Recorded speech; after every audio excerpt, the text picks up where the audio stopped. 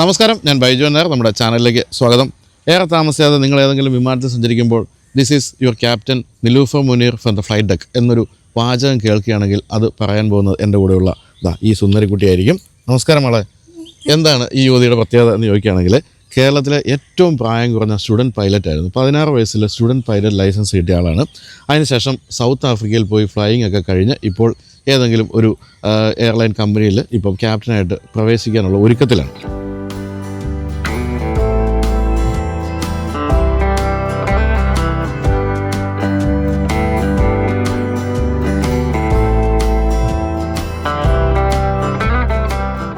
അപ്പോൾ എന്താണ് നമ്മൾ ഇന്ന് നിലൂഫറിനോട് ചോദിക്കാൻ പോകുന്നതെന്ന് ചോദിച്ചാൽ പല കാര്യങ്ങളുണ്ട്. അതായത് ഈ പെൺകുട്ടികളെ സംബന്ധിച്ച് എത്രത്തോളം പറ്റുന്ന ഒരു കരിയറാണ് ഈ ഒരു ഫ്ലൈയിങ് എന്നുള്ളതാണ് പ്രധാനപ്പെട്ട ചോദ്യം. രണ്ട്, എനിക്കും അറിയാത്തൊരു കാര്യമാണ് എന്താണ് ഈ സ്റ്റുഡൻറ്റ് പൈലറ്റ്. കാരണം സ്റ്റുഡൻ്റ് ആയിരിക്കുമ്പോൾ തന്നെ ലൈസൻസ് കിട്ടി വിമാനം പറപ്പിക്കാനുള്ളൊരു ഒരു ലൈസൻസ് ആണോ അത്, അങ്ങനെയുള്ളൊരു ചോദ്യമുണ്ട്. പിന്നെ മൂന്നാമത്, എവിടെയാണ് ഈ ഫ്ലൈയിങ് പഠിക്കാൻ ഏറ്റവും പറ്റിയത്. 4, ഈ ഫ്ലൈയിങ്ങുമായിട്ട് ബന്ധപ്പെട്ട കുറേ സ്കാമുകളുണ്ട്. നമ്മൾ ഈ പറഞ്ഞ പോലെ പാർല കോളേജ് പോലുള്ള സ്ഥലങ്ങളൊക്കെയാണ് പഠിപ്പിക്കുന്നത്. അങ്ങനെയുള്ള സ്ഥലങ്ങളെ പറ്റി അത് ചോദിച്ച് മനസ്സിലാക്കാം. പിന്നെ ഇതിൻ്റെ ഒരു എക്സ്പെൻസ്, പിന്നെ ഈ പറഞ്ഞ പോലെ ക്യാപ്റ്റൻ ആയി കഴിയുമ്പോൾ എത്രത്തോളം പെൺകുട്ടികൾക്ക് വരുന്ന കരിയറാണ്. അങ്ങനെ കുറേ ചോദ്യങ്ങൾ ചോദിച്ച് മനസ്സിലാക്കുന്നുണ്ട്.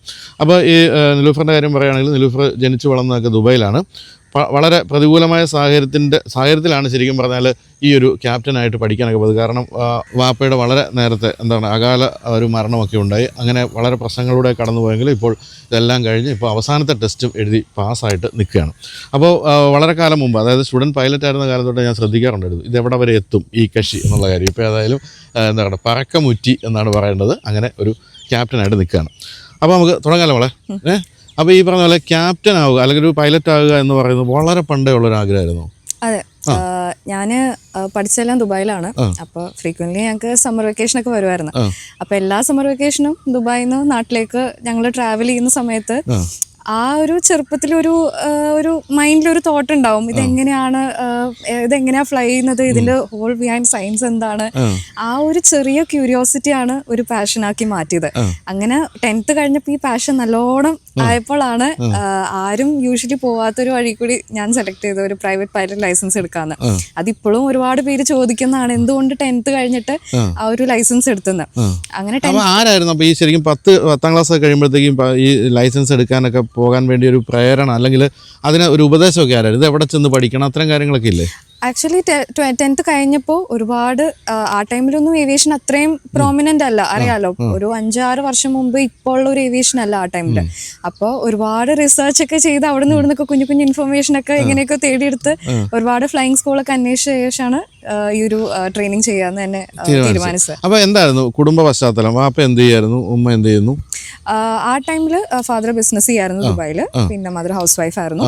അപ്പൊ പെട്ടെന്ന് 10th കഴിഞ്ഞ് ഈ ഒരു ഐഡിയ അവരോട് പറഞ്ഞപ്പോ ഫസ്റ്റ് അവരിങ്ങനെ കുറച്ചൊരു ഷോക്കിലായിരുന്നു. അതെ അതെ. അപ്പൊ ആകെ ചെറിയ പ്രായം കൂടി ഉള്ളൂ. അപ്പൊ പിന്നെ ഫസ്റ്റ് ഒരു ചെറിയ ഷോക്കിലായിരുന്നു. പിന്നെ എന്റെ ആ ഒരു പാഷൻ കണ്ടപ്പോ ഫാദറാണ് കുറച്ചും കൂടി പുഷ് ചെയ്ത് ഇതിലേക്ക് പോവാം എന്നുള്ളൊരു കാര്യം പുഷ് ചെയ്ത്. അങ്ങനെ പിന്നെ ആള് എന്നെ സപ്പോർട്ട് ചെയ്ത് 10th കഴിഞ്ഞ ഉടനെ ഞാൻ മൈസൂരാണ് ഈ ഒരു ട്രെയിനിങ് ചെയ്തത്. ഈ സ്റ്റുഡന്റ് പൈലറ്റ് എന്ന് പറയുന്നത് എന്താ സംഭവം? സ്റ്റുഡന്റ് പൈലറ്റ് ലൈസൻസ് അപ്പൊ ഞാൻ പ്രൈവറ്റ് പൈലറ്റ് ലൈസൻസ് എടുത്തത്. അപ്പൊ അത് എടുക്കുന്നതിന് മുമ്പായിട്ട് നമ്മൾ ഈ ഒരു സ്റ്റുഡന്റ് പൈലറ്റ് ലൈസൻസ് എടുക്കണം. അതെല്ലാവരും എടുക്കണം? എല്ലാവരും എടുക്കണം. ഇപ്പൊ ഇന്ത്യയിൽ ട്രെയിൻ ചെയ്യുന്ന ആൾക്കാരാണെങ്കിൽ അതെന്തായാലും ഞാനിപ്പം 25ാം വയസ്സിലാണ് പഠിക്കാൻ പോകുന്നെങ്കിലും അതെന്തായാലും ചെയ്യണം. ഇന്ത്യയിലാണെങ്കിൽ സ്റ്റുഡന്റ് പൈലറ്റ് ലൈസൻസ് എടുത്ത ശേഷമാണ് നമ്മൾ ഫ്ലൈയിങ്ങും കാര്യങ്ങളൊക്കെ. അപ്പൊ അതിന് പ്രായപരിധി ഇല്ല? ഇല്ല, നമുക്ക് 16 വയസ്സ് തൊട്ടിട്ട് സ്റ്റുഡന്റ് പൈലറ്റ് ലൈസൻസ് എടുക്കാൻ പറ്റും. അത് നമുക്ക് ഫ്ലൈ ചെയ്യാനുള്ള ഒരു ലൈസൻസ് പോലെ. അത് നമുക്ക് ബേസിക് നോളജ്, ഏവിയേഷൻ നോളജ്, അങ്ങനെ ടെസ്റ്റ് ഒക്കെ കഴിഞ്ഞ ശേഷമാണ് നമുക്ക് ഈ ഒരു SPയിൽ കിട്ടുന്നത്. അപ്പോൾ അതെടുത്ത ശേഷമാണ് പിന്നെ ഞാൻ ഈ ഒരു പ്രൈവറ്റ് പൈലറ്റ് ലൈസൻസ് എനിക്കൊരു 17 വയസ്സായപ്പോൾ തന്നെ അത് കിട്ടിയത്. അപ്പോൾ ഈ 16 വയസ്സ് നമ്മൾ ഈ സ്റ്റുഡന്റ് പൈലറ്റ് ആകാൻ വേണ്ടി അപ്ലൈ ചെയ്തു. അവിടെ ചെല്ലുമ്പോൾ പഠിപ്പിക്കുന്നതൊക്കെ സാധാരണ നമ്മൾ പൈലറ്റ് ആകാൻ വേണ്ടി പഠിക്കുന്ന കാര്യങ്ങളൊക്കെ തന്നെയാണോ? അതെ, സെയിം കാര്യങ്ങൾ. ബേസിക് എന്തൊക്കെയാണ് ഏവിയേഷന് നമ്മൾ പഠിക്കേണ്ടത്, ഫ്ലൈങ്ങിന് മുമ്പ് എന്തൊക്കെ നമ്മൾ അറിഞ്ഞിരിക്കണം, അതെല്ലാം നമ്മൾ പക്ഷെ ഫ്ലൈ ചെയ്യില്ല. ഇല്ല, നമുക്ക് അതിൽ ഏവിയേഷനെ പറ്റിയുള്ള ബേസിക് തിയറി കാര്യങ്ങളൊക്കെ ആയിരിക്കും ആ ഒരു ലൈസൻസ് നമുക്ക് കിട്ടുന്നത്. ഫ്ലൈ ചെയ്യുന്നതിന് മുമ്പായിട്ടൊരു നമുക്കിപ്പോ ലേണേഴ്സ് പോലെ, ജസ്റ്റ് ലൈക്ക് ഒരു ലേണേഴ്സ് പോലെയാണ് ആ ഒരു SPL ലൈസൻസ് കിട്ടുന്നത്. അപ്പൊ അത് നമുക്ക് കിട്ടിക്കഴിഞ്ഞാൽ പിന്നെ നമ്മൾ ഫ്ലൈയിങ് പഠിക്കാൻ പോയി കഴിയുമ്പോൾ നമുക്ക് വളരെ എളുപ്പമാണോ കാര്യങ്ങൾ? എന്താണ് നമുക്കൊരു ഒരു നോളജ് ഉണ്ടാവും കാര്യങ്ങളെ പറ്റി. നമ്മളിപ്പോ ഒന്നും അറിയാതെ വെറുതെ ഒരു കോക്പിറ്റിൽ പോയിരുന്നാൽ നമുക്ക് വലിയ എന്തെങ്കിലും നടന്നാൽ പോലും നമുക്ക് ഒരു ഐഡിയ ഉണ്ടാവില്ല. അപ്പൊ ഈ ഒരു SPL ഉണ്ടെങ്കിൽ it's a licence saying that you you know things, കാര്യങ്ങൾ നിങ്ങൾക്ക് ഏകദേശം ഒരു കാര്യങ്ങൾ അറിയാം, you are eligible to fly, ആ ഒരു ലൈസൻസ് ആണ്. അപ്പൊ അത് നമ്മൾ ഈ മൈസൂർ പോയി പഠിച്ചു എന്ന് പറയുന്ന ഫ്ലൈയിങ് അക്കാഡമി തന്നെയാണോ? അവര് തന്നെയാണ് ഇതൊക്കെ അവർ തന്നെയാണ് സാധാരണ ഫ്ലൈയിങ് പഠിപ്പിക്കുന്ന സ്ഥലത്ത് തന്നെയാണ് സ്റ്റുഡന്റ് പൈലറ്റിന്റെ. ഇന്ത്യയിൽ നമ്മളിപ്പോ ഫ്ലൈയിങ്ങിന് ചെയ്യാൻ പോകുന്നതിന് മുമ്പ് ഈ ഒരു ലൈസൻസ് നമുക്ക് എല്ലാവർക്കും കിട്ടാറുണ്ട്. അത് എത്ര കാലത്തെ കോഴ്സ് അത്? ഒരു 1 month 1 to 2 months അത്രേ ഉണ്ടായുള്ളൂ. എനിക്ക് 1 month ആയിരുന്നു. ഒരു ഗ്രൗണ്ട് ട്രെയിനിങ് ഉണ്ടാവും. അത് കഴിഞ്ഞ ശേഷം അവർ ഒരു ടെസ്റ്റ് കണ്ടക്ട് ചെയ്യും. അത് കഴിഞ്ഞാൽ നമുക്ക് ഈ ഒരു ലൈസൻസ് ഇഷ്യൂ ചെയ്യും. അപ്പൊ സിമുലേറ്റർ അതിലൊക്കെ പഠിപ്പിക്കും. അതിലൊക്കെ എന്തായാലും ഉണ്ടാവും. അപ്പൊ നമ്മൾ ഫ്ലൈങ് തുടങ്ങുന്നതിന് മുമ്പ് നമുക്ക് ഈ ഒരു സിമുലേറ്ററിലൊക്കെ നമുക്ക് പ്രാക്ടീസ് സെഷൻ ഒക്കെ ഉണ്ട്. അത് എത്രത്തോളം എക്സ്പെൻസീവ് അറിയോ? അതിന്റെ ഫീയും അങ്ങനെ കാര്യങ്ങളൊക്കെ? SPL അങ്ങനെ വലിയ എക്സ്പെൻസ് വരില്ല. SPL ഒരു ഈ ഒരു PPL കോഴ്സ് അല്ലെങ്കിൽ ഒരു CPL കോഴ്സിന്റെ ഭാഗമായിട്ട് വരുന്ന ഒരു ലൈസൻസ് ആണ്. അപ്പൊ നമ്മൾ ഈ സ്റ്റുഡന്റ് പൈലറ്റ് ലൈസൻസ് എടുത്തു കഴിഞ്ഞാൽ ഇത്ര കാലത്തിനുള്ളിൽ നമ്മൾ ഫ്ലൈയിങ് പഠിക്കണമെന്നുണ്ടോ? ഇല്ല, ഇത് കൈ വെച്ചോണ്ടിരിക്കാം വേണമെങ്കിൽ അല്ലേ? അപ്പൊ അത് പഠിക്കാൻ പോയി കഴിഞ്ഞപ്പോഴത്തേക്കും എക്സൈറ്റ്മെന്റ് കൂടുകയാണോ ചെയ്തത്? എന്താണ് സംഭവം? ആ സമയത്ത് എന്താ പറയാ, പെട്ടെന്ന് 10th കഴിഞ്ഞിട്ടൊക്കെ ആ ഒരു എന്താ നമ്മള് ആഗ്രഹിച്ചൊരു സംഭവത്തിലേക്ക് ആദ്യമായിട്ട് നമ്മൾ പോവല്ലേ. അപ്പൊ ഫസ്റ്റ് ഒക്കെ ഒരു പേടി ഉണ്ടായി, പിന്നെ ഒത്തിരി എക്സൈറ്റ്മെന്റ് ഉണ്ടായി. ഫസ്റ്റ് ഫ്ലൈറ്റ് ഒക്കെ നടക്കുന്ന ടൈമിൽ ഒരുപാട് എക്സൈറ്റ്മെന്റ് ഉണ്ടായി. പിന്നെ ഏറ്റവും കൂടുതൽ കിട്ടിയ ക്വസ്റ്റ്യൻ ഇത് തന്നെയായിരുന്നു, ചെറിയ പ്രായമല്ലേ, ഈ ഒരു ട്രെയിനിങ്ങിലൊക്കെ എങ്ങനെ വന്നു എന്നൊക്കെ ഉള്ള ഒരു ക്വസ്റ്റ്യൻസ് ആയിരുന്നു കൂടുതലുണ്ടായത്. അവിടെ കൂടെ പഠിച്ചിരുന്നവരൊക്കെ ഏത് പ്രായമൊക്കെ ഉള്ളവരായിരുന്നു? ഞാൻ വന്ന ടൈമിലൊക്കെ അവിടെ നല്ല ഏജ് ഡിഫറൻസ് ഉണ്ടായി. അവരൊക്കെ ഒരു 19, 20 അബവ്. അപ്പൊ നല്ല ഹ്യൂജ് ഏജ് ഡിഫറൻസ് ഉണ്ടായി ആ ടൈമിലൊക്കെ. ശരി. അപ്പൊ അതുവരെ വീട്ടുകാരൊക്കെ സമ്മതിച്ചു സ്റ്റുഡന്റ് പൈലറ്റ് ലൈസൻസ്. അതിനുശേഷം ഫ്ലൈയിങ്ങിലേക്ക് പോകണം, ഞാൻ അത് തന്നെയാണ് പഠിക്കാൻ തീരുമാനിച്ചിരിക്കുന്നത് എന്ന് പറയുമ്പോൾ എന്തായിരുന്നു അഭിപ്രായം? അപ്പൊ അത് തന്നെയായിരുന്നു. ഒരിക്കൽ ആ ഒരു ഫസ്റ്റ് ഒരു പേടി ഉണ്ടായി. ആള് ചെറുതിൽ, പിന്നെ ഫാമിലിയിൽ നിന്ന് തന്നെ ഒരുപാട് പേരുണ്ടായി. ആകെ ഒറ്റ മോളല്ലേ ഉള്ളൂ. അതെ, ഫ്ലൈയിങ്ങിനൊക്കെ വിടണോ ആ ഒരു ക്വസ്റ്റ്യൻ ഒക്കെ ആയിരുന്നു. പിന്നെ പേരൻസ് നല്ല കട്ട സപ്പോർട്ടായിരുന്നു. അങ്ങനെ പിന്നെ അവര് സമ്മതിച്ച് എന്നെ വിട്ടതാണ്. അപ്പൊ അതിനുശേഷമാണ് ഈ വാപ്പയുടെ മരണമൊക്കെ ഉണ്ടായത്. അപ്പൊ വാപ്പ മരിക്കുന്നതിന് മുമ്പ് തന്നെ നമ്മൾ സൗത്ത് ആഫ്രിക്കയിൽ അല്ല, ഞാൻ PPL കഴിഞ്ഞു. ആ ടൈമില് കഴിഞ്ഞ ശേഷമായിരുന്നു ഉണ്ടായത്. PPL ഫുൾ ഫോം എന്താ? Private pilot licence. അപ്പൊ സ്റ്റുഡന്റ് പൈലറ്റ് ലൈസൻസ് വേറെയാണ്? അത് ഇതിന്റെ ഒരു ഭാഗമാണ്. It's a part of PPL. അപ്പൊ ഈ PPL എത്ര കാലം പിന്നെ പഠിക്കേണ്ടി വരുന്നത്? അപ്പൊ PPL എനിക്ക് എടുത്തതൊരു 1.5 year ആണ് എടുത്തത് ഇവിടെ. 1.5 year. അപ്പൊ PPL എന്റെ ബെനിഫിറ്റ് എന്താന്ന് വെച്ചാല്, ഇപ്പോൾ സ്വന്തം എനിക്കൊരു എയർക്രാഫ്റ്റ് ഉണ്ടെങ്കിൽ, എനിക്ക് PPL ഉണ്ടെങ്കിൽ ഇറ്റ്സ് എ ഹോബി ലൈസൻസ്. ഇപ്പൊ എനിക്കൊരു എയർക്രാഫ്റ്റ് ഉണ്ടെങ്കിൽ എനിക്കത് ഫ്ലൈ ചെയ്യണമെന്നുണ്ടെങ്കിൽ നമുക്ക് PPL വെച്ച് ചെയ്യാൻ പറ്റും. ഇല്ല, ചെറിയ എയർക്രാഫ്റ്റ് നമുക്ക് ഇപ്പൊ എനിക്ക് ഞാൻ ഒരു സ്വന്തം ഒരു എയർക്രാഫ്റ്റ് ഒരു 172 ഒക്കെ വാങ്ങിക്കുകയാണെന്നുണ്ടെങ്കിൽ എനിക്കിപ്പോ അത് ഫ്ലൈ ചെയ്യണമെന്നുണ്ടെങ്കിൽ ഫ്ലൈ. അപ്പൊ ഹോബി ലൈസൻസ് ആണ് ബേസിക്. അപ്പൊ അതിലും സോളോ ഫ്ലൈങ് ഒക്കെ സെയിം നമ്മൾ സോളോ ഫ്ലൈങ്. അതെ, അപ്പൊ അതൊക്കെ നമുക്ക് ചെയ്യാൻ പറ്റും.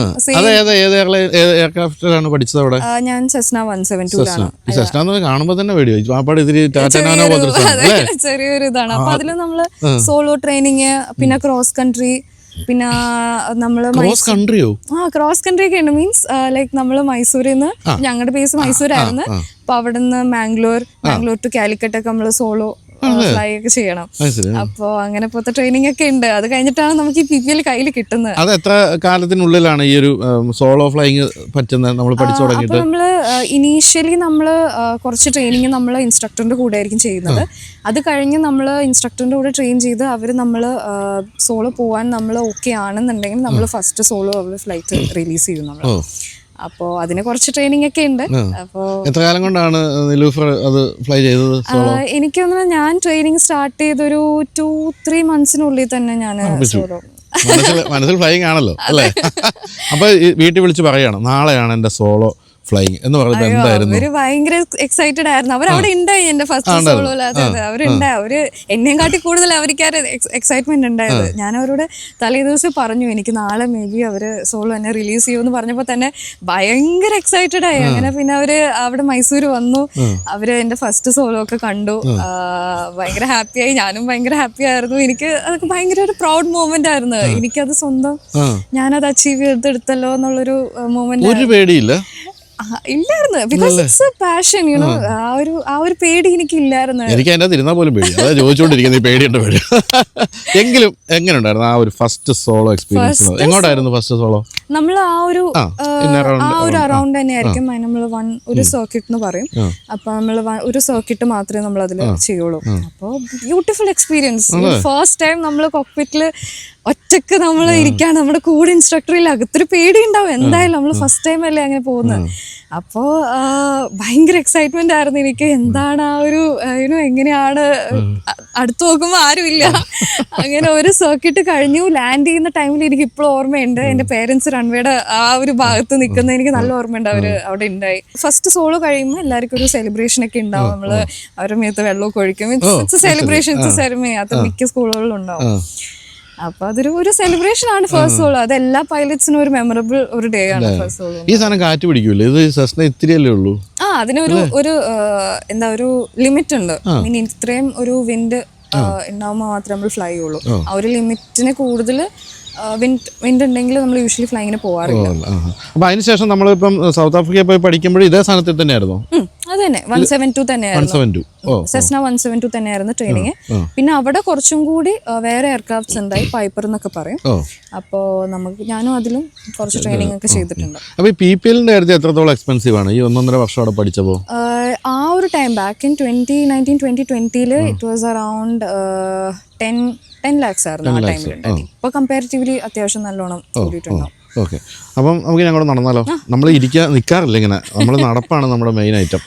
അപ്പോൾ അങ്ങനെ അതും കഴിഞ്ഞിട്ട് പിന്നെ എത്ര കാലത്തിനുള്ളിലാണ് നമ്മൾ ഈ ഒരു ഫ്ലൈയിങ് പഠിക്കാൻ വേണ്ടി, അതായത് കമേഴ്ഷ്യൽ ലൈസൻസ് എടുക്കണം തീരുമാനിച്ചിട്ട് പോകാൻ ഒരു ഗ്യാപ്പ് ഉണ്ടായിരുന്നു? അത് പെട്ടെന്ന്? ഇല്ല, ഗ്യാപ്പ് ഉണ്ടായി. ഞാൻ PPL എടുത്തു. അത് കഴിഞ്ഞ ശേഷം ആ ഒരു 2021-22 കോവിഡിന്റെ നല്ല പീക്ക് ടൈമാണ് ആ ടൈമില്. അങ്ങനെ കോവിഡിന്റെ ഗ്യാപ്പ് വന്നു. പിന്നെ അതിന്റെ ഇടയിൽ പേഴ്സണൽ ഇഷ്യൂസ്, ഫാദറിന്റെ ആ ഒരു കാര്യമൊക്കെ വന്ന ശേഷം പിന്നെ ട്രെയിനിങ് നല്ലോണം ഞാൻ മെന്റലി കുറച്ച് ഓക്കെ ആവാൻ കുറച്ച് ടൈം എടുത്തു. അത് കഴിഞ്ഞാണ് പിന്നെ ഞാൻ സൗത്ത് ആഫ്രിക്കയിൽ ഈ ഒരു കൊമേഴ്ഷ്യൽ പൈലറ്റ് ലൈസൻസ് ട്രെയിനിങ്ങിന് പോകുന്നത്. അപ്പോൾ ഈ സൗത്ത് ആഫ്രിക്ക സെലക്ട് ചെയ്യാൻ കാരണം എന്താണ്? അവിടെ എക്സ്പെൻസ് കുറവായിട്ടാണോ എന്താണ്? കാരണം വെച്ചാൽ ഞാൻ ഒരിക്കലും ഫിലിപ്പീൻസിൽ പോയപ്പോൾ അവിടെ ക്ലർക്സ് ഐലൻഡ് എന്ന് പറയുന്ന അവിടെ ഒരു ഫ്ലൈയിങ് ക്ലബ്ബിൽ ഞാൻ മലയാളി കുട്ടികളെ പോലും കണ്ടു. അപ്പോൾ അവരൊക്കെ പറയുന്നത് കുറച്ച് എക്സ്പെൻസ് കുറവാണ് ഇവിടെ എന്നൊക്കെ പറഞ്ഞു. അപ്പം അതിനേക്കാളും എക്സ്പെൻസ് കുറവാണ് ഈ സൗത്ത് ആഫ്രിക്കയിൽ. എന്തുകൊണ്ടാണ് സെലക്ട് ചെയ്തത്? അപ്പോൾ ആ ഒരു റീസൺ തന്നെ, സൗത്ത് ആഫ്രിക്കയിൽ അത്യാവശ്യം ഫ്യൂൽ പ്രൈസസ് കുറവായതുകൊണ്ട്, ഫ്യൂൽ പ്രൈസും ഇതുമായിട്ട് കണക്റ്റഡ് ആണല്ലോ അല്ലേ? അപ്പോൾ ഫ്യൂൽ പ്രൈസസ് കുറച്ച് കുറവായതുകൊണ്ട് സൗത്ത് ആഫ്രിക്കയിൽ ട്രെയിനിങ് കോസ്റ്റ് കുറവാണ്. പിന്നെ വെതർ നല്ല ഫേവറബിൾ ആണ് ഫ്ലൈങ്ങിന്. അപ്പോൾ ഒരു 12 months നമ്മൾ എടുക്കുകയാണെന്നുണ്ടെങ്കിൽ ഔട്ട് ഓഫ് 12 months നമുക്കൊരു 10 അല്ലെങ്കിൽ ഒരു 9 months ആയിരിക്കും നമുക്ക് ഫ്ലൈങ്ങിന് ഫേവറബിൾ ആയിട്ടുള്ള വെതർ. ബാക്കി ആ ഒരു 3 months നമുക്ക് യൂഷ്വലി മോൺസൂൺ ആയിരിക്കും ഉണ്ടാവുന്നത്. അപ്പൊ ആ ഒരു ടൈമിൽ നമുക്ക് ഫ്ലൈങ് ചെയ്യാൻ പറ്റില്ല. അപ്പോൾ ബാക്കി കമ്പാരിറ്റീവ്ലി ബാക്കി കൺട്രീസ് ഒക്കെ വെച്ചിട്ട് കുറച്ച് അത്യാവശ്യം നല്ല ഫേവറബിൾ ഉള്ള വെതർ ഫ്ലൈ ചെയ്യാൻ പറ്റും. അതുകൊണ്ടാണ് ട്രെയിനിങ് കുറച്ച് ഫാസ്റ്റ് ആയിട്ട് തീരുന്നത്. എനിക്ക് തോന്നുന്നു ഫിലിപ്പീൻസിൽ കാറ്റ് ഭയങ്കരമായിട്ട് പലപ്പോഴും അല്ലേ ഫ്ലൈങ് പറ്റാതെ വരും അല്ലേ? സൗത്ത് ആഫ്രിക്കയിൽ ഏത് സ്ഥലത്തായിരുന്നു ഇത് സ്കൂള്? അപ്പോൾ ഞാൻ ഹൈഡൽബർഗ് എന്ന് പറഞ്ഞൊരു സ്ഥലത്താണ് ഫ്ലൈങ്ങും കാര്യങ്ങളൊക്കെ ചെയ്തത്. അപ്പോൾ അവിടുത്തെ ഇൻസ്ട്രക്ടേഴ്സ് അവിടുത്തുകാർ തന്നെയാണോ? അല്ല, പുറത്തുള്ള നാഷണാലിറ്റി ആയിരുന്നു. ഇന്ത്യൻസ് കുറവായിരുന്നു. പുറത്ത് നല്ല ട്രെയിൻഡ് ആയിട്ടുള്ള ഇൻസ്ട്രക്ടേഴ്സ് ആയിരുന്നു ട്രെയിനിങ് എല്ലാം ചെയ്യിച്ചത്. അവിടെ ഇന്ത്യക്കാർ പഠിക്കുന്നുണ്ടായിരുന്നു കൂടെ? അതെ. ഞങ്ങളുടെ സ്കൂളുകളിൽ മോസ്റ്റ്ലി ഇന്ത്യൻസ് തന്നെയായിരുന്നു. വേറെ സ്കൂളുകളിലൊക്കെ മിക്സ്ഡ് നാഷണാലിറ്റി ഉള്ള സ്കൂൾസ് ഉണ്ട്. ഞങ്ങളുടെ സ്കൂളുകളിൽ മെജോറിറ്റി ഇന്ത്യൻസ് തന്നെയായിരുന്നു. അതപ്പോ എത്ര കാലത്തെ കോഴ്സാണ് പഠിച്ചത് അവിടെ? ഞാൻ ഒരു 2.5 years ഓൾമോസ്റ്റ് അവിടെ ഉണ്ടായി. അത്രയും വേണോ? അത്രയും. അത് ശരി. അപ്പൊ ഈ 2.5 years അവിടെ, പിന്നെ 1.5 വർഷം PPL, അതിനു മുമ്പ് 1 മാസം, ഇതെല്ലാം കൂടി അത്യാവശ്യം നല്ല ടൈം എടുത്തു. അതെ. അപ്പൊ അവിടെ പഠിച്ച ഏത് എയർക്രാഫ്റ്റിലാണ് സൗത്ത് ആഫ്രിക്ക? അതന്നെ, ഞാൻ സെസ്ന 172 ട്രെയിനിങ് ചെയ്തിട്ടുണ്ടായി. പിന്നെ അവിടെ ഒരു പൈപ്പർ എന്ന് പറയുന്ന എയർക്രാഫ്റ്റ് ഉണ്ട്, അതിൽ നമ്മൾ ട്രെയിനിങ് ചെയ്തിട്ടുണ്ടായി. അപ്പോൾ ഈ ഒരു എന്താ പറയുക, ഞാൻ പറഞ്ഞ ടൈം ഡ്യൂറേഷൻ എല്ലാവർക്കും വേരി ചെയ്യും, എല്ലാവർക്കും സെയിം ആവണമെന്നില്ല. അതെന്താ അതിന്റെ ഒരു അതെങ്ങനെ കണക്കാക്കുന്നത്? നമ്മുടെ ഒരു എക്സ്പീരിയൻസ്, നമ്മുടെ ഒരു പ്രതിഭയാണോ ഇതിന്റെ ഒരു? അപ്പോൾ ചില ആൾക്കാർക്ക് ഇപ്പൊ എനിക്ക് പേഴ്സണലി 2.5 years എടുത്തു. ചില ആൾക്കാർ 1 year കൊണ്ട് കംപ്ലീറ്റ് ചെയ്യുന്ന ആൾക്കാരുണ്ട്. ചിലവര് 3-4 years ഒക്കെ എടുക്കുന്ന ആൾക്കാരുണ്ട്. കംപ്ലീറ്റ് ചെയ്യാന്ന് പറഞ്ഞാല് അത് നമ്മൾ നന്നായിട്ട് ഫ്ലൈ ചെയ്തു എന്നുള്ളതാണോ ഇതിന്റെ ഒരു സംഭവം? ഇല്ല, ആക്ച്വലി ഒരുപാട് ഫാക്ടേഴ്സ് ഉണ്ട്. നമ്മള് എക്സാംസ് കംപ്ലീറ്റ് ചെയ്യുന്ന ടൈം, നമ്മള് ഫ്ലൈയിങ് എത്ര ടൈം കൊണ്ടാണ് നമ്മൾ കംപ്ലീറ്റ് ചെയ്യുന്ന, അഗൈൻ വെതർ, പിന്നെ ഫ്ലൈയിങ് സ്കൂളിൽ ഓരോ ഫാക്ടേഴ്സ് ഉണ്ടാവും, മേ ബി എയർക്രാഫ്റ്റ് അവൈലബിലിറ്റി. അപ്പൊ അങ്ങനെ കുറച്ച് ഫാക്ടേഴ്സ് ആണ് ഈ ഒരു ടൈം ഡിസൈഡ് ചെയ്യുന്നത്. സോ അതാ ഞാൻ പറഞ്ഞത് 2.5 വർഷം എടുത്തു. അതെ, 2.5 വർഷം. അപ്പൊ ഈ 2.5 വർഷം എടുത്തു കഴിഞ്ഞ് ഇനിയിപ്പോ നമ്മള് അപ്ലൈ ചെയ്യാൻ പോവാണല്ലോ പല എയർലൈനിലൊക്കെ. അപ്പം എന്റെ അറിവനുസരിച്ച് എയർബസ് ഉണ്ട്, ബോയിങ് ഉണ്ട്, എംബ്രായർ, ATR, അങ്ങനെ പലതുണ്ട്. ഏതാ താല്പര്യം? ഒന്നും തീരുമാനിച്ചിട്ടില്ല. അല്ല അങ്ങനെ അങ്ങനെ പ്രത്യേക താല്പര്യമൊന്നും നിങ്ങൾക്കൊന്നും ഇല്ല ഇല്ലല്ലേ? ഇല്ല, ഞാൻ ആക്ച്വലി നമ്മൾ അതിന് ടൈപ്പ് റേറ്റിംഗ് എന്നാ പറയുന്നത്. അപ്പൊ നമ്മൾ ടൈപ്പ് റേറ്റിംഗ് യൂഷ്വലി വേക്കൻസീസ് എങ്ങനെ പുറത്ത് വരുന്നു ആ ഒരു ബേസ് ചെയ്തിട്ടായിരിക്കും നമ്മൾ ടൈപ്പ് റേറ്റിംഗ് ചെയ്യുന്നത്.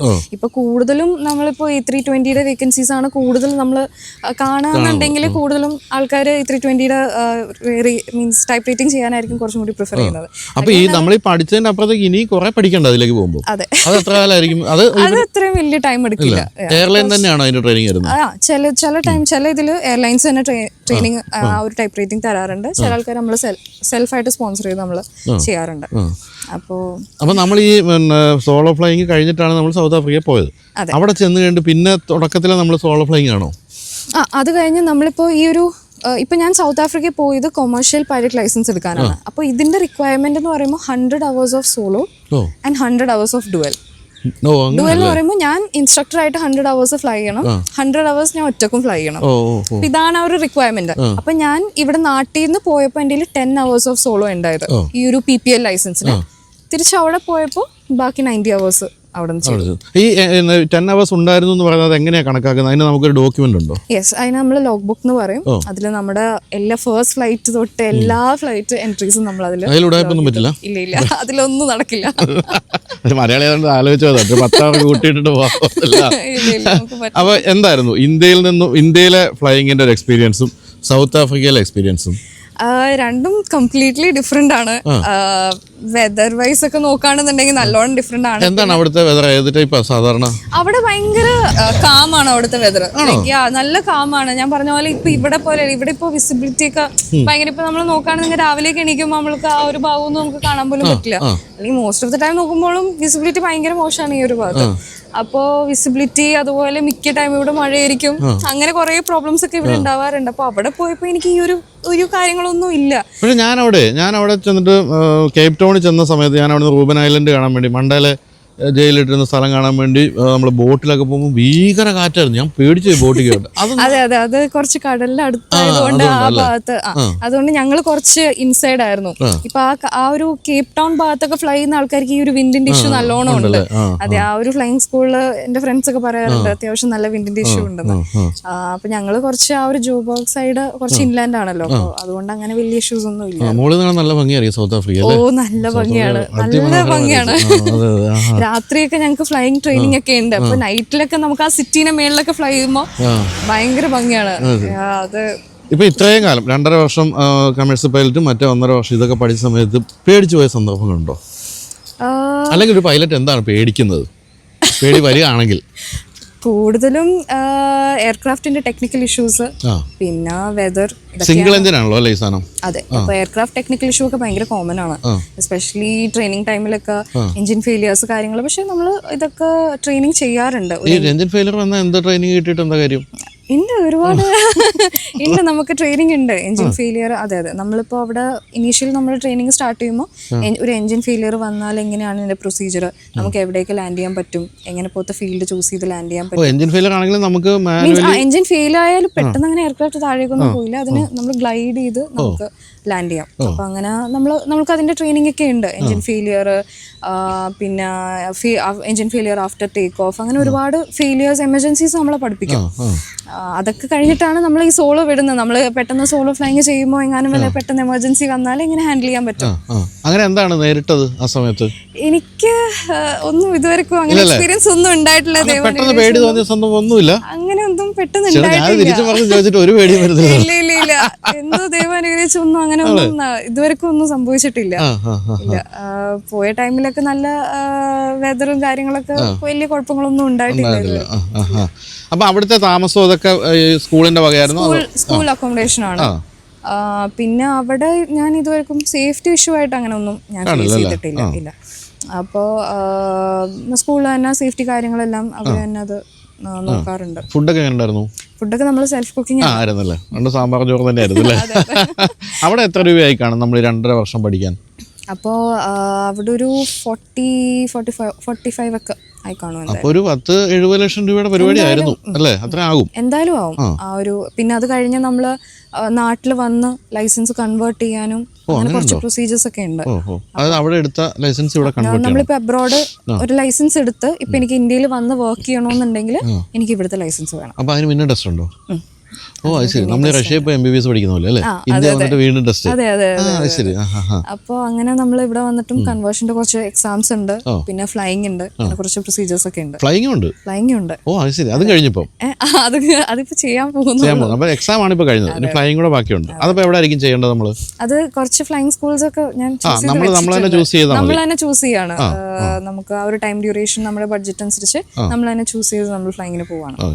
ഞാൻ കേട്ടിരിക്കുന്നത് നമ്മുടെ സിവിൽ ഏവിയേഷൻ, ഇന്ത്യയുടെ സിവിൽ ഏവിയേഷൻ ഏറ്റവും സ്ട്രിക്റ്റ് ആയിട്ടുള്ളതെന്നാണ്. അപ്പൊ ഇന്ത്യ പഠിക്കുന്നതും അതുപോലെ ഭയങ്കര സ്ട്രിക്റ്റ് ആണ്, അത്യാവശ്യം നല്ല സ്ട്രിക്റ്റ് ആണ്. നമ്മുടെ അബ്രോഡ് വെച്ച് കമ്പയർ ചെയ്ത് നോക്കുകയാണെന്നുണ്ടെങ്കിൽ അത്യാവശ്യം നല്ല സ്ട്രിക്റ്റ് ആണ് ഇവിടുത്തെ ഫ്ലൈയിങ്. നമുക്ക് ഇവിടെ ഇപ്പോൾ അബ്രോഡ് ആണെങ്കിൽ നമുക്ക് ഞാനൊക്കെ സൗത്ത് ആഫ്രിക്കയിൽ ഫ്ലൈ ചെയ്യുന്ന സമയത്ത് അത്രയും റെസ്ട്രിക്ഷൻ ഇല്ല ഫ്ലൈയിങ്ങിന് വേണ്ടിയിട്ട്. എയർ സ്പേസിലൊന്നും അത്രയും റെസ്ട്രിക്ഷൻ ഇല്ല. പക്ഷെ ഇവിടെ ആണെങ്കിൽ അത്യാവശ്യം നല്ല റെസ്ട്രിക്ഷൻസ് ഉണ്ട്. ആണല്ലേ? ശരി. അപ്പം ഇനിയിപ്പം പൈലറ്റ് ആകാൻ പോകുന്നു. ഏതെങ്കിലും എയർലൈൻ അങ്ങനെ എന്തെങ്കിലും താല്പര്യമുണ്ടോ? അതോ എല്ലാത്തിലും അപ്ലൈ ചെയ്യണോ? എല്ലാത്തിലും കുഴപ്പമില്ല. ശരി. അപ്പൊ ഈ പലപ്പോഴും ഡൊമസ്റ്റിക് ആയിരിക്കുമല്ലോ അധികം ഫ്ലൈ ചെയ്യുന്നത്. ഇന്റർനാഷണൽ ആണോ താല്പര്യം, ഡൊമസ്റ്റിക് ആണോ താല്പര്യം? അങ്ങനെയൊന്നുമില്ല. ആകാശം എവിടെ നോക്കിയാലും എവിടെയായാലും കുഴപ്പമൊന്നുമില്ല. അങ്ങനെ എനിക്ക് അങ്ങനെ പ്രിഫറൻസ് ആയിട്ട് അങ്ങനെ ഒന്നും ഇല്ല.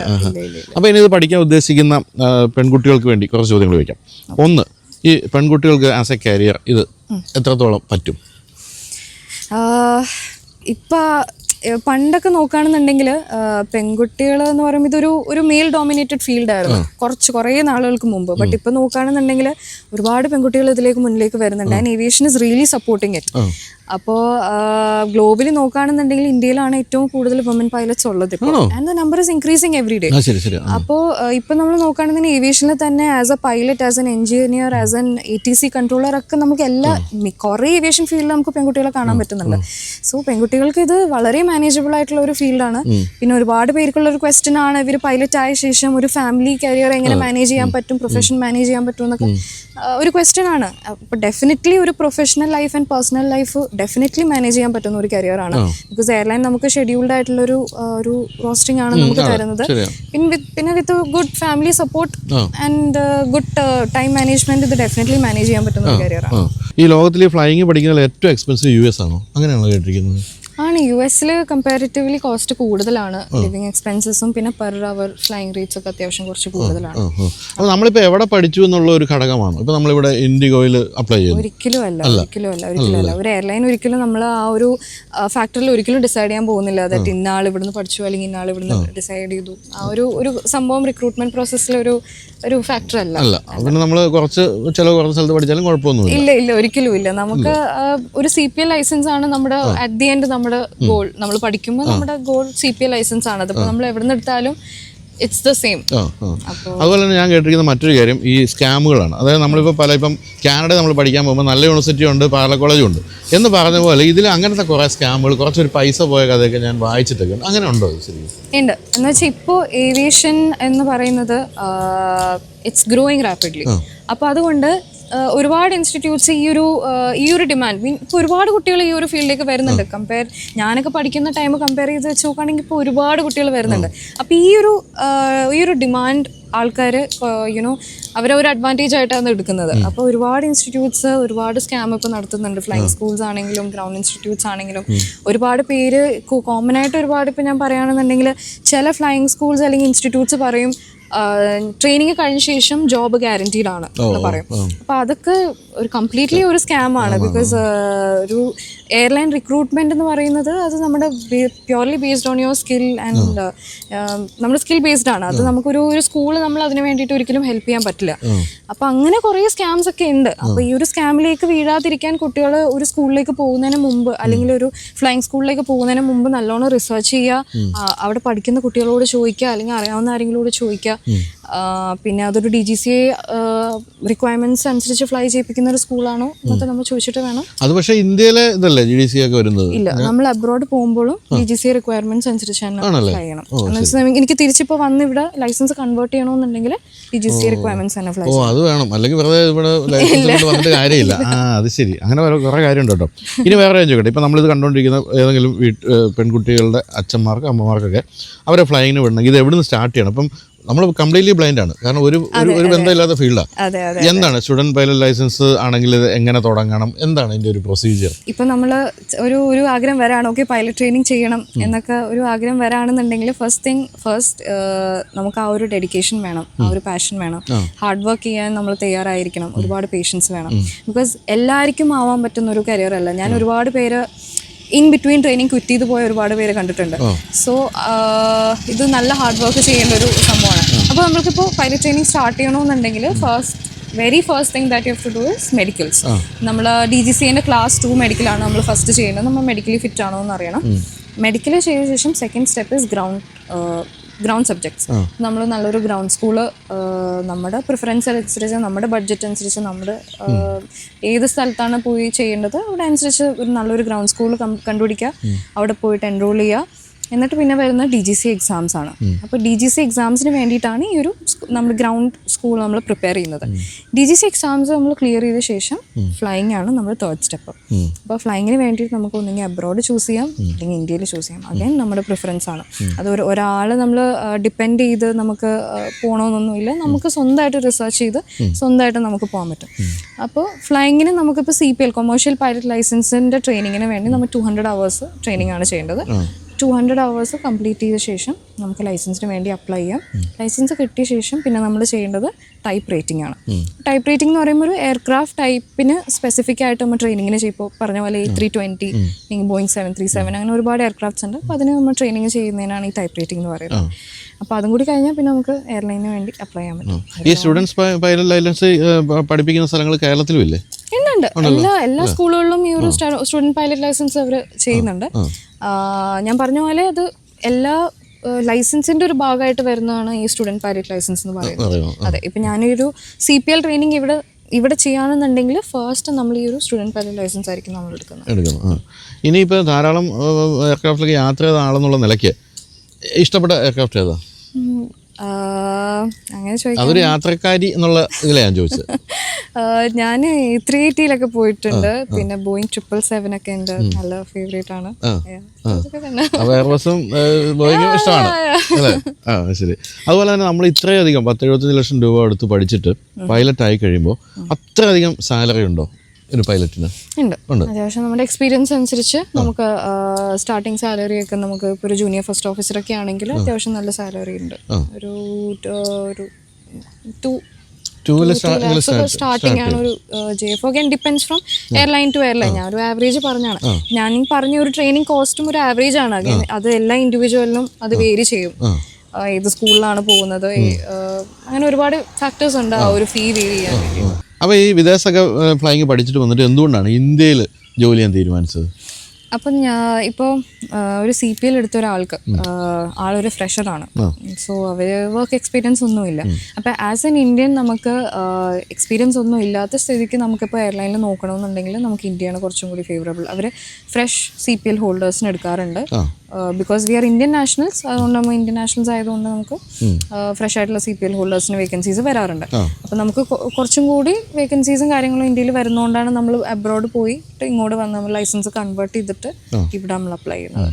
അപ്പോൾ ഇത് കഴിഞ്ഞ് കുറച്ചു കാലം ഇന്ത്യയിലെ എക്സ്പീരിയൻസ് കഴിയുമ്പോൾ നമുക്ക് പുറത്തേക്കൊക്കെ സുഖമായിട്ട് പോകാൻ പറ്റും. ഈ ഇന്ത്യയിലും വെളിയിലുമായിട്ട് ഈ പൈലറ്റുമാരുടെ ഒക്കെ സാലറിയിൽ വലിയ വ്യത്യാസമുണ്ടോ? ഉണ്ടല്ലേ? നല്ല ഹ്യൂജ് ഡിഫറൻസ് ഉണ്ട്. ശരി. അഗൈൻ നമ്മുടെ എക്സ്പീരിയൻസ് അനുസരിച്ചായിരിക്കും ആ ഒരു സാലറി വരുന്നത്. Airline to airline, experience to experience ആ ഒരു സാലറി ചെയ്യും. ഈ പൈലറ്റ് ആയി കഴിഞ്ഞാൽ പൈലറ്റിനെ കല്യാണം കഴിക്കണമെന്നുണ്ടോ? അങ്ങനെയൊന്നും ഈ ജോലി സംഭവങ്ങള് ഒക്കെ രണ്ടുപേർക്കും മനസ്സിലാകുമല്ലോ. ഇപ്പൊ ഓൺ ടൈമിങ്സിലുള്ള അതാണോ നല്ലത്, അതോ അല്ല കണ്ടുവച്ചോണ്ടെന്ന് അറിയാൻ വേണ്ടി കൂടെ ചോദിച്ചോട്ടോ? അല്ല അങ്ങനെ ഇല്ലല്ലേ? ഇല്ല അങ്ങനെയൊന്നും ഇല്ല. കാരണം പാതിരാത്രി കണ്ടതിന് വിചാരിക്കുക കയറുന്നില്ലെന്ന് വീട്ടിൽ കൊണ്ട് ചോദിച്ചോ? ഇല്ല അങ്ങനെയൊന്നും ഇല്ല. ഒരു ഞാൻ വേറെ പ്രൊഫഷണൽ ആൾക്കാരൊക്കെ കല്യാണം കഴിക്കുന്നൊക്കെ ഞാൻ കണ്ടിട്ടുണ്ട്. സോ അത് ഇറ്റ്സ് നോട്ട് നെസസറി ഒരു പൈലറ്റിനെ തന്നെ കല്യാണം കഴിക്കണം.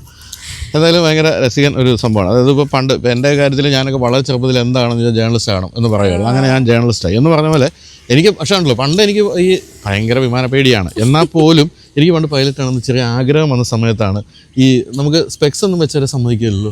അതെ, കണ്ണിന്റെ ഒരു സ്പെക്സ് വെക്കാം, ഇല്ലാന്നില്ല. തുടക്കത്തിലേ പറ്റുമോ? സ്റ്റുഡന്റ് പൈലറ്റ് ഇടുന്ന സമയത്ത് നമുക്ക് സ്പെക്സ് കൊണ്ട് സമ്മതിക്കും? യൂസ് ചെയ്യാം. അതിനാണ് നമ്മൾ മെഡിക്കൽ എടുക്കുന്നത്.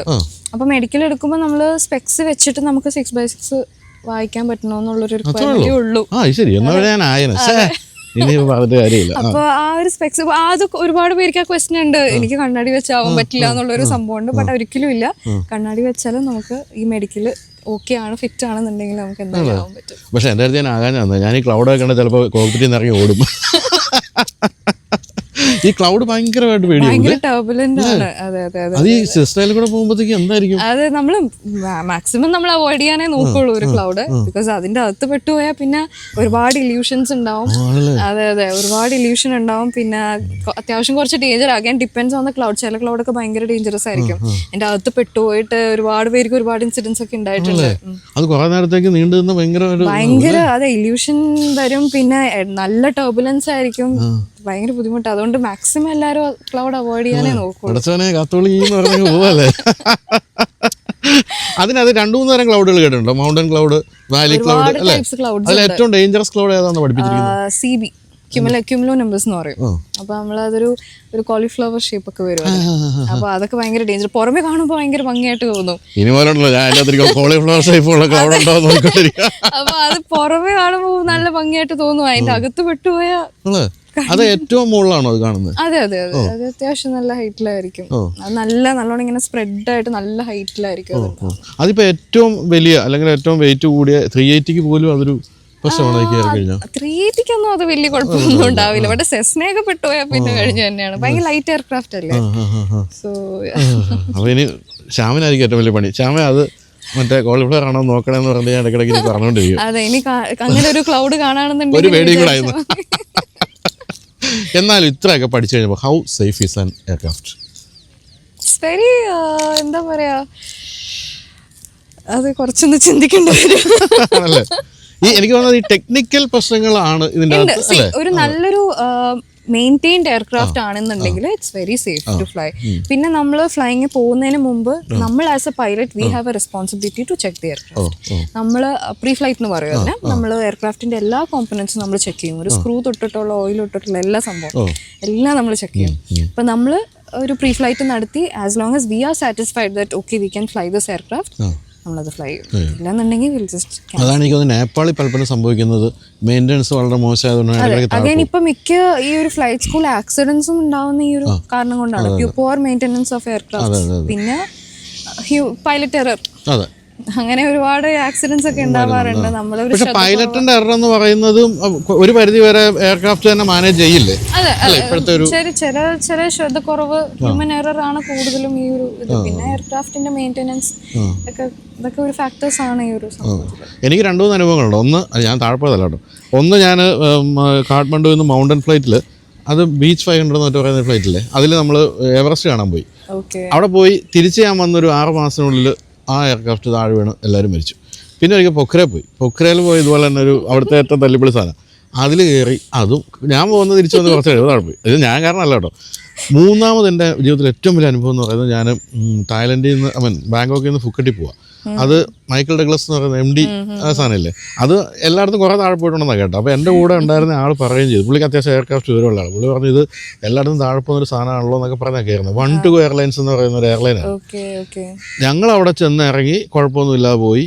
അവിടെ ഞങ്ങൾ ഫുക്കറ്റിലുള്ളപ്പോൾ തന്നെ 3-ാം ദിവസം ഇത് അവിടെ ക്രാഷായി 10-60 പേര് മരിച്ചു. അതൊക്കെ ഭയങ്കര അനുഭവം. എൻ്റെ ഇപ്പോഴും അതിൻ്റെ ആ ഇൻഫ്ലൈറ്റ് മാഗസിൻ ഇരിപ്പുണ്ട്, ഞാൻ അതിന് എടുത്തുകൊണ്ട് പോകുന്നു. അപ്പോൾ ഇത്തരം സാധനങ്ങളൊക്കെയാണ് എനിക്ക് ഈ പേടി പണ്ടോട്ടെ വരുത്തുന്നത്. പക്ഷെ അതിനുശേഷം ആയിരക്കണക്കിന് ഫ്ലൈറ്റിൽ കയറി, എന്നാലും ഇപ്പോഴും കയറിയിരിക്കുമ്പോൾ നമ്മുടെ കൈയൊക്കെ ഒന്ന് വേർക്കും, ഒരു ചെറിയ കട്ടർ ചാടിയാൽ നമ്മൾ പേടിക്കും. ഇതൊക്കെയുണ്ട്. അതെ, എല്ലാവരും ഇപ്പോൾ അകത്ത് ഫ്ലൈ മീൻസ് അവരെ അതിൻ്റെ അകത്തിരിക്കുകയാണെന്നുണ്ടെങ്കിൽ കുറച്ചൊന്ന് ടർബുലന്റ് ആകുമ്പോൾ തന്നെ ആൾക്കാർക്ക് ഭയങ്കര പേടിയാണ്. അപ്പോൾ അതൊക്കെ അത്രയും പേടിക്കാനൊന്നും ഇല്ല, പൈലറ്റ്സ് അത് മാനേജ് ചെയ്യും. ഇപ്പം അടുത്ത കാലത്ത് ഞാൻ ഇപ്പം സൗത്ത് അമേരിക്കയിൽ 2-3 തവണ പോയപ്പം അവിടുത്തെ ഇൻഡീസ് മൗണ്ടൻ റേഞ്ചസ് ആണ് ഏറ്റവും കൂടുതൽ ടർബുലൻസ് ഉണ്ടാക്കുന്നതാണ്. അത് ഞാൻ വായിച്ച് പഠിച്ചിട്ട് പോകുന്നുണ്ടോ. അവിടെ ശരിക്കും അത് അനുഭവിച്ചു. ചിലി, പെറു അങ്ങനെയൊക്കെ നമ്മൾ ഈ അർജന്റീനയൊക്കെ പോകുമ്പോൾ അതിൻ്റെ മുകളിൽ എത്തുമ്പോഴത്തേക്കും ഒരു കാട്ടം ബോളൊക്കെ ഉണ്ട് പിന്നെ മൗണ്ടനസ് ഏരിയസിൽ നല്ല ടർബുലൻസ് ഉണ്ടാവും. അപ്പോൾ അതുകൊണ്ട് തന്നെ ഞാൻ എപ്പോഴൊക്കെ പൈലറ്റുമാരോട് സംസാരിക്കാൻ അവസരം കിട്ടുന്നുണ്ടോ അപ്പോഴൊക്കെ സംസാരിക്കും. എന്നിട്ട് അവരെ കൂടെ പേടിപ്പിച്ചിട്ടാണ് ഞാൻ അവസാനിപ്പിക്കുന്നത്.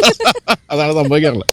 പക്ഷേ എന്തായാലും നെലൂഫറിൻ്റെ ഈ ഒരു ജീവിതം എന്ന് പറയുന്നത് പല പെൺകുട്ടികൾക്കും മാതൃകയാണ്ടാണ്. കാരണം ഈ ഫ്ലൈയിങ് എന്നൊക്കെ പറയുന്നത് നമുക്ക് ഒട്ടും ആക്സസിബിൾ അല്ല എന്ന് ചിന്തിക്കുന്ന ആൾക്കാരാണ് നമ്മൾ. കാരണം അതൊരു ഭയങ്കര ഒരു ഹൈ ഫ്ലൈയിങ് സാധനം എന്നുള്ളതാണ്. പക്ഷേ അങ്ങനെയല്ല. ഈ പറഞ്ഞ പോലെ പെൺകുട്ടികൾക്കും പഠിക്കാം, പെൺകുട്ടികൾക്ക് പഠിക്കാം. ഈ ഒരു എക്സ്പെൻസ് തീർച്ചയായിട്ടും ഉണ്ട്. എക്സ്പെൻസ് ഇല്ലാതെ അത് പഠിക്കാൻ പറ്റില്ല. അല്ലെങ്കിൽ പോലും അത് എങ്ങനെയെങ്കിലുമൊക്കെ ഒന്ന് എക്സ്പെൻസ് മീറ്റ് ചെയ്യാൻ പറ്റുകയാണെങ്കിൽ നിങ്ങൾക്കൊക്കെ പറ്റുന്ന കരിയറാണ്. എഡ്യൂക്കേഷൻ ലോണും ഇപ്പോൾ നല്ല അതും കിട്ടും അല്ലേ? അതും നല്ലൊരു ഓപ്ഷനാണ്. ഒരുപാട് പേര് അതും എടുക്കുന്നുണ്ട്. അല്ല വേറൊരു കാര്യം, ഇപ്പം നമ്മൾ കാനഡ പഠിക്കാൻ പോകണമെങ്കിലും ഒക്കെ ഈ പൈസ ആവും അല്ലേ? സാധാരണ കോഴ്സ് പഠിക്കാൻ പോകുന്നതിന് ആകുന്ന പൈസ ഉള്ളൂ. പക്ഷേ ഇതിൻ്റെ കാര്യത്തിൽ വളരെ കൃത്യമായി നിങ്ങൾ പൈലറ്റ് ആയാൽ നിങ്ങൾക്ക് കൃത്യമായും അത് തിരിച്ച് എടുക്കാൻ എളുപ്പമാണ്. മറ്റേ നമ്മൾ ജോലി അന്വേഷിച്ച് നടക്കണമെങ്കിൽ ഇത് അങ്ങനെയല്ല. തീർച്ചയായിട്ടും നിങ്ങൾക്ക് അത്യാവശ്യം ഇപ്പം നല്ലൊരു പ്രോമിസിങ് കരിയർ ആയിട്ട് വരുന്നുണ്ട്. നല്ലോണം ഏവിയേഷനിൽ അത്യാവശ്യം നല്ല വേക്കൻസീസ് വരുന്നുണ്ട് എല്ലാ ഫീൽഡിലും. പൈലറ്റ് മാത്രമല്ല, ബട്ട് അല്ലാതെ എല്ലാ ഫീൽഡിലും നല്ലോണം വേക്കൻസീസും കാര്യങ്ങളൊക്കെ വരുന്നുണ്ട്. സോ ഇനി ഫ്യൂച്ചറിൽ പഠിക്കാൻ പോകുന്ന കുട്ടികൾക്ക് ഇത് നല്ലൊരു പ്രോമിസിങ് കരിയർ ആണ്. അപ്പം അതിന് വേണ്ട കൃത്യമായൊരു മാർഗ്ഗദർശനമാണ് നിങ്ങൾക്ക് കിട്ടിയെന്ന് ഞാൻ കരുതുന്നു. കാരണം വളരെ എല്ലാം ഞാൻ ചോദിച്ച് മനസ്സിലാക്കി. അപ്പോൾ പെൺകുട്ടികളെല്ലാം കടന്നു വരിക. അപ്പോൾ നമ്മൾ ഈ പറഞ്ഞ പോലെ നിങ്ങൾ ഇനി കോക്പിറ്റിൽ നിന്നും പെൺകുട്ടികളുടെ ശബ്ദം കൂടുതൽ കേൾക്കട്ടെ. പണ്ടൊക്കെ വേറെ കാര്യമുണ്ടല്ലോ, നമ്മളൊക്കെ വെറുതെ ആണെങ്കിലും പണ്ടൊക്കെ നമ്മൾ ഫ്ലൈറ്റ് കയറുമ്പോൾ അയ്യോ പെൺകുട്ടിയാണല്ലോ പൈലറ്റ് എന്നൊക്കെ പറയുമായിരുന്നു. അങ്ങനെ പറയുമായിരുന്നു, ഞാൻ സമ്മതിക്കുന്നു അത്. പക്ഷേ ഇപ്പം അങ്ങനെയൊന്നുമില്ല. ഇപ്പം മിനിങ്ങാന്നും കൂടി നമ്മൾ ഓർമ്മയില്ല, രാജ്കോട്ടിൽ നിന്ന് വന്ന ഫ്ലൈറ്റ് ഒരു പെൺകുട്ടിയായിരുന്നു, ക്യാപ്റ്റൻ. ഇപ്പോൾ ഓൾ വുമൻ ഫ്ലൈറ്റും ഉണ്ട്. അതുകൊണ്ട് എല്ലാ ക്രൂവും വുമൻ ആയിട്ടുള്ള ഈ വുമൻസ് ഡേനും ഉണ്ട്. എയർ ഇന്ത്യ മിക്കവാറും അങ്ങനെ ചെയ്യാറുണ്ട്. അതുകൊണ്ട് അപ്പോൾ അതുകൊണ്ട് തന്നെ പെൺകുട്ടികൾക്കും ഇതിങ്ങനെ പിടിച്ചു പൊക്കേണ്ട സാധനമൊന്നും അല്ലല്ലോ. പെൺകുട്ടികൾ ഇത് പറപ്പിച്ചാലും എല്ലാവർക്കും ഉള്ളൊരു പേടിയാണ് പെൺകുട്ടികൾക്ക് ഇത് ചെയ്യാൻ പറ്റുമോ ഇല്ലേ എന്നുള്ളത്. അത് തീർച്ചയായും ചെയ്യാൻ പറ്റും. ഒരു ഫ്ലൈറ്റിനെ എങ്ങനെ അറിയാൻ പറ്റും whether it's a man or a woman flying? It's അവർക്ക് അറിയില്ലല്ലോ, എയർക്രാഫ്റ്റിന് അറിയില്ലല്ലോ ഇത് മാൻ ആണോ വുമൻ ആണോ ഫ്ലൈ ചെയ്യുന്നതെന്ന്. സോ ഇതൊരു സ്കിൽ ബേസ്ഡ് പ്രൊഫഷൻ ആണ്, ഒരു ജെൻഡർ ബേസ്ഡ് അല്ല. അതെ, ശരിയാണ്. അപ്പോൾ എങ്ങനെയാണ് നമ്മൾ ഇനിയിപ്പം എയർലൈനിൽ കിട്ടിക്കഴിയുമ്പോഴത്തേക്ക് എങ്ങനെ നമ്മൾ അനൗൺസ് ചെയ്യുന്നത്? കേക്കട്ടെ, ഇത് ഈ ശബ്ദം കേട്ടണം അവിടെ. So this is your Captain Niloufar Munir speaking from the flight deck. അത് വേഗം കേൾക്കാൻ ഇടവരട്ടെ കേട്ടോ. അപ്പോൾ എന്തായാലും നമ്മൾ നിലൂഫർ പറപ്പിക്കുന്ന വിമാനത്തിൽ ആദ്യത്തെ ഫ്ലൈറ്റിൽ തന്നെ ഞാനൊന്ന് പോകുന്നുണ്ട് കേട്ടോ. അപ്പം നമുക്ക് എന്നിട്ട് വീണ്ടും അപ്പം എന്തായാലും നമ്മൾ ജോയിൻ ചെയ്ത് കഴിഞ്ഞിട്ട് നമ്മൾ ഇനി ഒരു വീഡിയോ കൂടെ ചെയ്യും കേട്ടോ. ഒരു കമേഴ്ഷ്യൽ എയർക്രാഫ്റ്റിലെ എക്സ്പീരിയൻസ് ഒക്കെ പറഞ്ഞുകൊണ്ട്. അപ്പോൾ താങ്ക് യു മോളെ. അപ്പം ഓൾ ദ ബെസ്റ്റ് കേട്ടോ. Thank you.